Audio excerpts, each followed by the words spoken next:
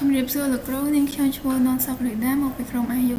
35ហើយថ្ងៃនេះយើងមកស្គាល់ពី comment type ដែលយើងមានថាចំនួន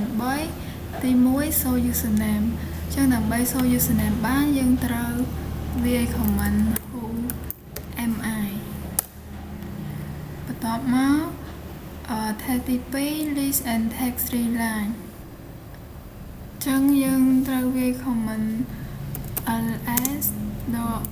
lx pipe nl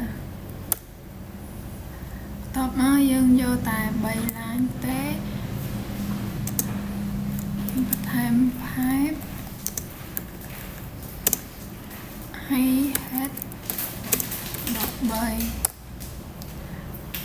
ឡូវយើងចង់យកកតុយម្ដងយើងដាក់ថា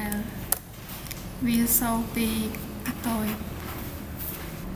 បន្ទាប់មកចូលថែទី3 create file ចឹងដើម្បី create file បានយើងចុច nano ឈ្មោះ file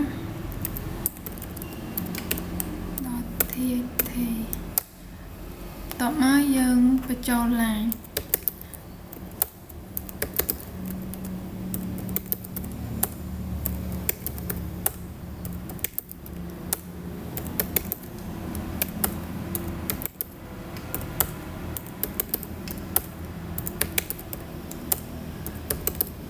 បញ្ចូលឡើងចំនួន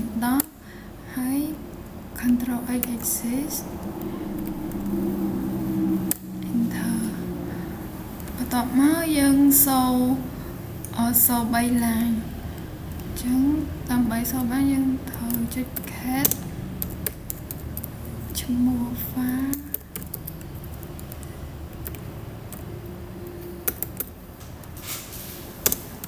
pipe nl pipe head 13ឥឡូវយើងចង់សូពីកតុយម្ដងយើងដូរពី head ទៅ tail ចឹងខ្ញុំមានតែប៉ុណ្្នឹងទេអរគុណលោកគ្រូ